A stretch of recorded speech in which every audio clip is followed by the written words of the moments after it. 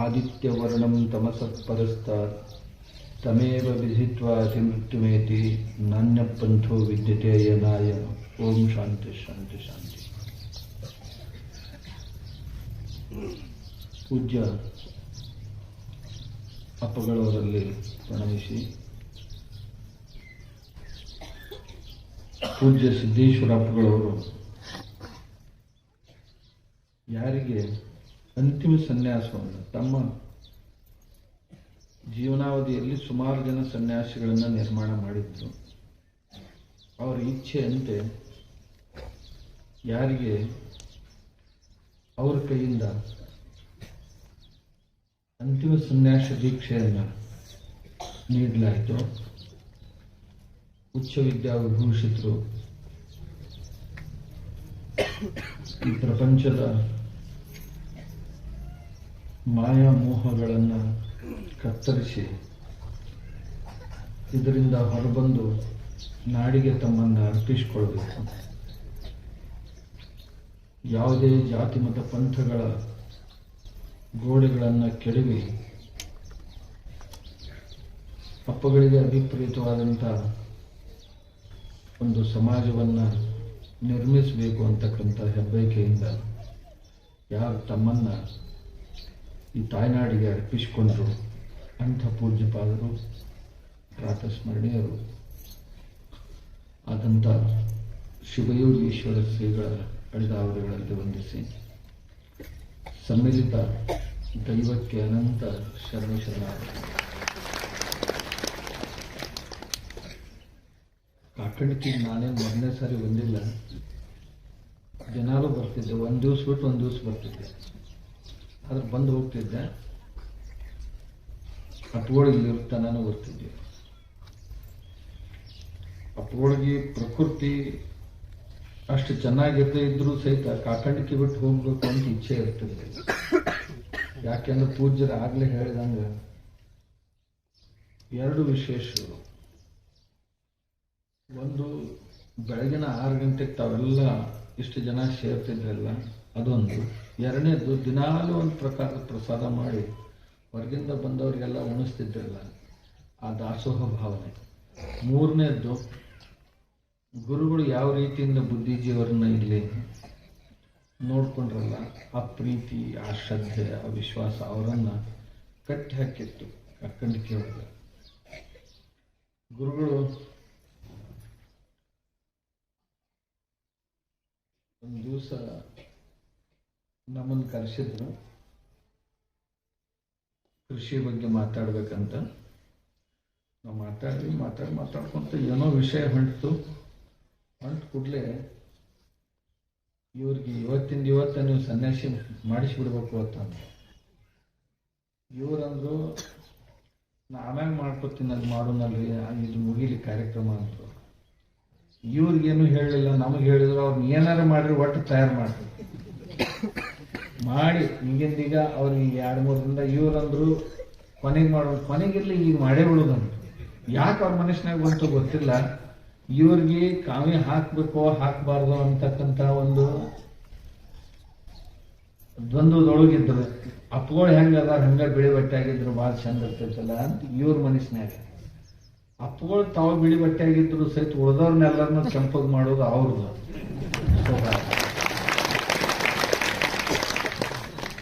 ಯಾಕಂದ್ರ ಅವ್ರಿಗೆ ಅದ್ರ ಮೇಲೆ ಅಷ್ಟು ಪ್ರೀತಿ. ನಮಗೆ ಒಳಗೆ ಕರೆದು ಏನಾರು ಮಾಡ್ರಿ ಅವ್ರಿಗೆ ಹೇಳ್ರಿ, ಹೇಳಿ ಒಟ್ಟು ಅವ್ರನ್ನ ತಯಾರು ಮಾಡಿ. ಏನ ಹೊಡೆದು ಮಾಡ್ತಾರಂತಲ್ಲ ಹಣ್ಣು ಮಾಡ್ತಾರಂತಲ್ಲ ಹಂಗೆ ಮಾಡಿ ಅವ್ರ ಕಡಿಗೆ ಹ್ಞೂ ಅನಿಸ್ತೇವೆ. ಅಪ್ಪಗಳಿಗೆ ಇಷ್ಟು ಪ್ರೀತಿ ಐತಿ, ಅಪ್ಪಗಳು ಹಿಂಗೆ ಮಾಡ್ತಾರಂದ್ರೆ ನಾ ಯಾಕೆ ಇದು ಮಾಡಬಾರ್ದು ಅಂತ ಒಪ್ಕೊಂಡು 2ನೇ ದಿವಸ 3ನೇ ದಿವಸ ಭಾಳ ನೀವು ಬರ್ಬೇಕಂದ್ರು. ಆಮೇಲೆ ಕೂಡಲೇ ಸಂಗಮ ಶ್ರೀಗಳನ್ನ ಕರಿಬೇಕಂದು ಮತ್ತೆ ಕರೆಸಿ ಮಾಡಿಸೇ ಬಿಟ್ರೆ ಅಪ್ಪಗಳಿಗೆ. ಅವತ್ತು ಅಪ್ಪಗಳು ಎಷ್ಟು ಸಂತೋಷವಾಗಿದ್ರಂದ್ರೆ ಅವ್ರಿಗೊಂದು ಸ್ವಲ್ಪ ಕೆಮ್ಮಗಿಮ್ಮ ಇತ್ತು. ಇವ್ರ ಸನ್ಯಾಸ ದೀಕ್ಷಾ ಸಮಾರಂಭ ನೋಡಿ ಅವ್ರಿಗೆಲ್ಲ ಜಡ್ಡವಾದಂಗಾಗಿತ್ತು, ಅಷ್ಟು ಸಂತೋಷ ಪಟ್ಟಿದ್ರು.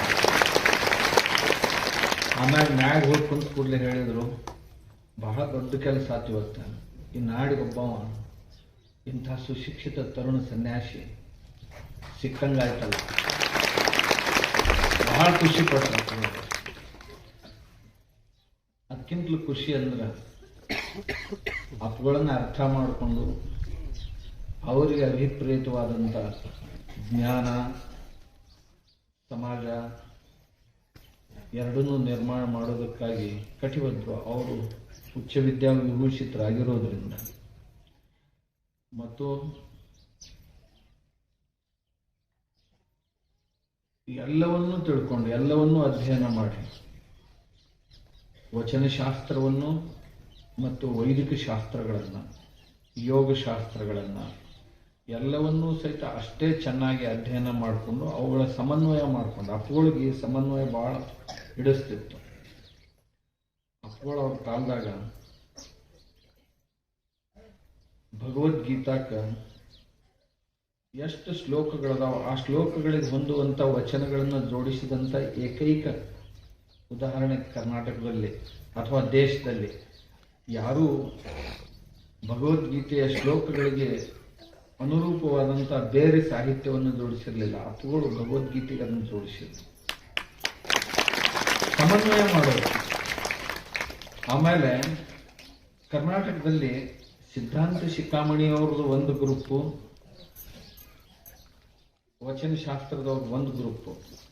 ಅಂಥದ್ರೊಳಗೆ ಅಪ್ಪುಗಳು ಸಿದ್ಧಾಂತ ಶಿಖಾಮಣಿಯ ಶ್ಲೋಕಗಳಿಗೆ ಶರಣರ ವಚನಗಳನ್ನು ಜೋಡಿಸಿ ಸಿದ್ಧಾಂತ ಶಿಖಾಮಣಿ ತಯಾರು ಮಾಡಿ ಸಮನ್ವಯ ಮಾಡೋ ಪದ್ಧತಿ ಅವರು. ಬೆಳಗಿನ ಜಾವ ಉಪನಿಷತ್ತುಗಳನ್ನು ಸಾಯಂಕಾಲ ಪ್ರತಿ ಊರೊಳಗೆ ಸಾಯಂಕಾಲ ಒಂದೊಂದು ಉಪನಿಷತ್ತುಗಳನ್ನು ಹೇಳ್ತಿದ್ರು, ಭಗವದ್ಗೀತೆಯ ಅಧ್ಯಾಯಗಳನ್ನು ಹೇಳ್ತಿದ್ರು, ಪ್ರಭುದೇವರ ವಚನಗಳನ್ನು ಹೇಳ್ತಿದ್ರು, ಬಸವಣ್ಣವರ ವಚನಗಳು, ಸಿದ್ದರಾಮೇಶ್ವರರ ವಚನಗಳ ಮೇಲೆ ಅಪ್ಪುಗಳು ಪ್ರವಚನ ಮಾಡ್ತಿದ್ರು. ಆಮೇಲೆ ಅಷ್ಟೇ ಯೋಗಶಾಸ್ತ್ರದ ಮೇಲೇನೂ ಅಷ್ಟೇ ಪ್ರಭುತ್ವ ಇತ್ತು, ಯೋಗಶಾಸ್ತ್ರದ ಮೇಲೇನೂ ಪ್ರವಚನ ಮಾಡಿದ್ರು. ಆಮೇಲೆ ಭಕ್ತಿ ಸೂತ್ರಗಳ ಮೇಲೇನೂ ಈಗ ಗುರುಗಳೇನು ಹೇಳಾಕತ್ತಾರೆ ಅದ್ರ ಮ್ಯಾಗೂ ಅಪ್ಪುಗಳು ಯಾವಾಗ ಮಾತಾಡಿದ್ರು. ಇದು ಅಲ್ಲ, ಬ್ರಹ್ಮಸೂತ್ರಗಳ ಮೇಲೂ ಸಹಿತ ಅಪ್ಪುಗಳು ಪ್ರವಚನ ಮಾಡಿದ್ರು. ಎಲ್ಲವೂ ಜ್ಞಾನ ಅಂತ ಇಟ್ಕೊಂಡು ಹೋಗ್ಬೇಕು ಹೊರತು ಅದನ್ನು ಇದನ್ನು ಯಾವುದೇ ಗಾಡಿ ಕಟ್ಟಬಾರ್ದು ಅಂತ ಆ ಎಲ್ಲವನ್ನೂ ಸಹಿತ ಒಂದು ಕಡೆ ಮುಪ್ಪುರಿಗೊಳಿಸಿಕೊಂಡಂಥ ಕೀರ್ತಿ ಯಾರಾದ್ರೂ ಇದ್ರೆ ನಮ್ಮ ಶ್ರೀಯೋಗೇಶ್ವರ ಕೀರ್ತಿ. ಅದರ ಭಾಗವಾಗಿ ತಮಗೆ ನಾರದರನ್ನ ಪರಿಚಯಿಸಿ, ನಾರದ ಒಬ್ಬ ದೊಡ್ಡ ವ್ಯಕ್ತಿಮತ್ವ, ನಾರದರದೊಂದು ದೊಡ್ಡ ವ್ಯಕ್ತಿಮತ್ವ, ಈ ದೇಶ ಕಂಡಂಥ ಒಬ್ಬ ಒಳ್ಳೆಯ ಸಂಚಾರಿ ಸಂತ ಆತ. ಹಿಂದಿನ ಜನ್ಮದಲ್ಲಿ ಸಾಧು ಸತ್ಪುರುಷರ ಸೇವೆಯನ್ನ ಮಾಡ್ತಾ ಮಾಡ್ತಾ ಮಾಡ್ತಾ ಅವರಿಂದ ಒಳ್ಳೆಯ ಜ್ಞಾನವನ್ನು ಪಡೆದುಕೊಂಡು ಅದರಲ್ಲೇ ಜೀವನ ಕಳೆದು ಈ ಜೀವನವನ್ನು ತ್ಯಜಿಸಿ ಮುಂದಿನ ಜನ್ಮದಲ್ಲಿ ನಾರದರಾಗಿ ಹುಟ್ಟಿದಂಥವ್ರು. ನಂದ ಅಂತಕ್ಕಂಥ ವ್ಯಕ್ತಿ ನಾರದ ಆಗಿ ಹುಟ್ಟಿದ. ನಾರದ ಶಬ್ದದ ಅರ್ಥನ ಏನ್ ಹೇಳ್ತೈತೆ ಅಂದ್ರೆ,